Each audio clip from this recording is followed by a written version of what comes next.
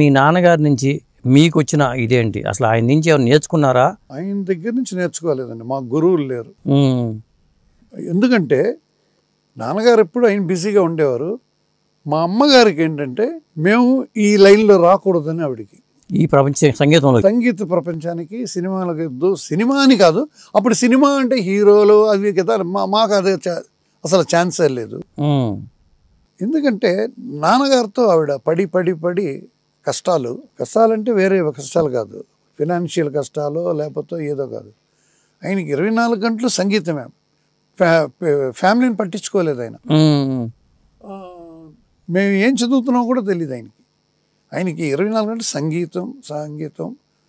రాత్రులు మిడ్నైట్ 3 గంటలకి 4 గంటల వరకు కూడా మ్యూజిక్ వినేవారు అనమాట. టేప్ రికార్డర్లు లేవు, ఏమీ లేవు, రేడియో ఉండేది, వాయిస్ ఆఫ్ అమెరికా అని. మనకి రాత్రి అయినప్పుడు వాళ్ళకి పగలు అంటే మనకి రాత్రి.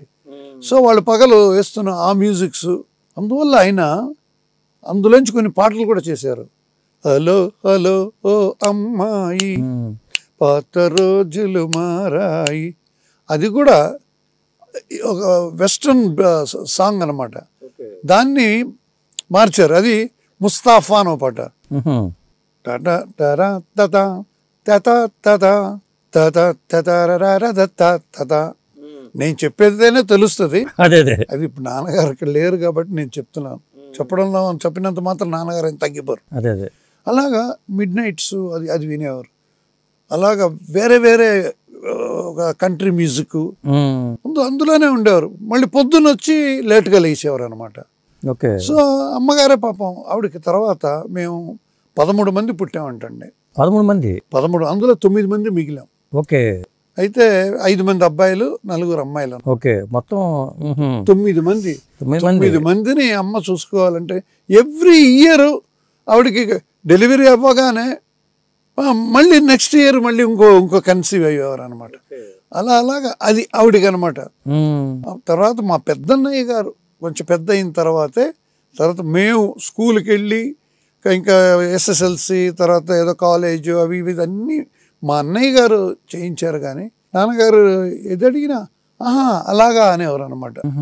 మధ్యలో ఆయనకు ఒక బ్యాడ్ ఒక అలవాటు ఉంది నాన్నగారికి. ఏంటంటే కొంచెం ఆయనకి సెల్ఫ్ రెస్పెక్ట్ ఎక్కువ, ఏమంటారని ఆత్మాభిమానం అది చాలా ఎక్కువ అనమాట. అది గర్వంగా చూపించుకోరు. నేను ఇలాగా ఇప్పుడు ఇందాక కూడా మన ఎంటర్టైన్మెంట్ స్టూడియోకి వచ్చాను, నా డ్రెస్ను మీరు అబ్జెక్ట్ చేశారు. అది ఏం తప్పలేదు, ఎందుకంటే టెక్నికల్లీ అలా ఉంటేనే నాన్నగారు అలాంటి అలాగా సార్ పొరపాటు అయిపోయింది సార్ అని అనేవారు. అలా కాకుండా వేరే ఎలాగైనా చెప్తే ఆయన బాధపడిపోయేవారు అనమాట. అయితే ఇప్పుడు ఉదాహరణకి మాయాబజార్ ఉందండి. మాయాబజార్లో 4-5 పాటలు నాన్నగారు. 4 పాటలు ఎన్నో ఉన్నట్టుంది. అవునండి, 5 పాటలు. నీకోసమనే ఆ పాట లాగిరి తర్వాత ఇంకా ఎన్నో పాటలు. అది జరుగుతున్నప్పుడు ఇంకొక పాటకి ట్యూన్ ఇచ్చినప్పుడు అక్కడ చక్రపాణి గారు అని ఒక ఆయన ఎవరో ఉండేవారు, ఎగ్జిక్యూటివ్ ప్రొడ్యూసర్. అదే సినిమా ఇండస్ట్రీ అంటేనే ఎప్పుడు ఒకరికి ఉంటారనమాట. పైగా అప్పుడు సంగీతం చేస్తున్నప్పుడు అందరూ కూర్చొని చేసుకునేవారు. ఇప్పుడులా కాదు, ఏదో వాట్సాప్లో పాడి పంపించేయటం, వాళ్ళు వినడం, ఓకే చేయటం, అలా కాదు.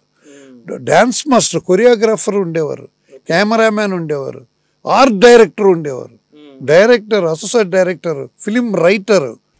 అంతమందికి ఏంటంటే మీ క్వశ్చన్ కరెక్ట్, వాళ్ళకి ఏంటని అప్పుడే కాస్ట్యూమర్ ఉండేవాడు. ఈ పాట అవుతున్నప్పుడు పాట ఓకే అవ్వగానే సార్ ఈ కాస్ట్యూమ్స్ అయితే బాగుంటాయి సార్, అప్పుడే డైరెక్టర్తో మాట్లాడుకున్నాం.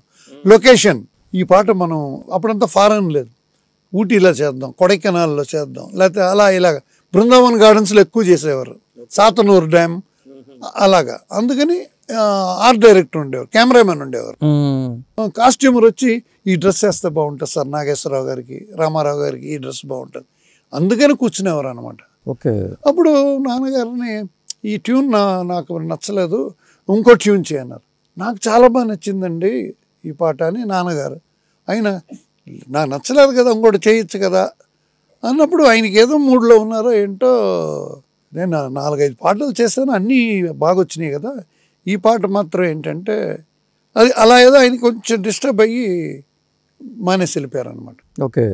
వెళ్ళిపోయిన తర్వాత కూడా నాగిరెడ్డి గారు మీరు ఇలా వెళ్ళిపోయారండి, ఇంత మంచి పిక్చరు, ఇంత పెద్ద పిక్చరు, మీరు దీనికి ఏంటి మళ్ళీ అంటే, సార్ ఘంటసాల గారిని పెట్టుకోండి సార్, వారు చక్కగా చేస్తారు, అన్ని పాటలు వారే పాడి ఉన్నారు, చాలా బాగా చేస్తారు సార్ అని నాన్నగారు పేరు సిఫార్సు చేశారు. అది కొంతమంది అలాంటివి చెప్పకుండా ఇంకేదో చెప్తారు కదా, నాన్నగారు రిఫర్ చేశారు పేరు. ఈ విషయాలన్నీ మాకు చెప్పలేదండి.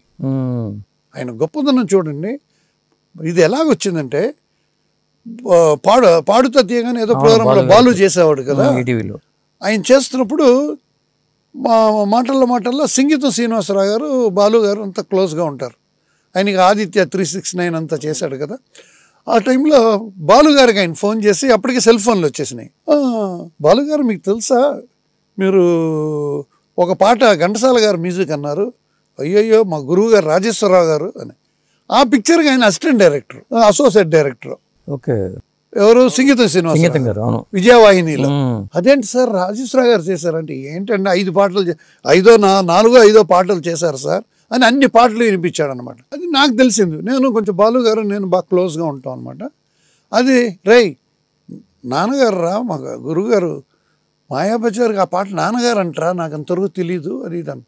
అది తెలియక నేను నేరుగా మా నాన్నగారు అప్పటికే కొంచెం బెడ్ రిటర్న్ అయ్యారు, బెడ్లో రెస్ట్లో ఉన్నారు. నేను లోపలికి వెళ్ళిపోయి కొంచెం దుడుగ్గా ఉండేవాడిని.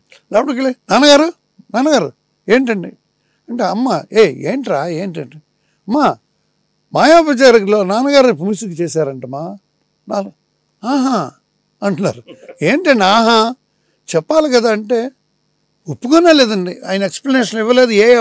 మీరు ఏ పాట చేశారు నాన్నగారు అని కూడా నేను అడిగితే కూడా అసలు దాని గురించి చెప్పనే లేదు.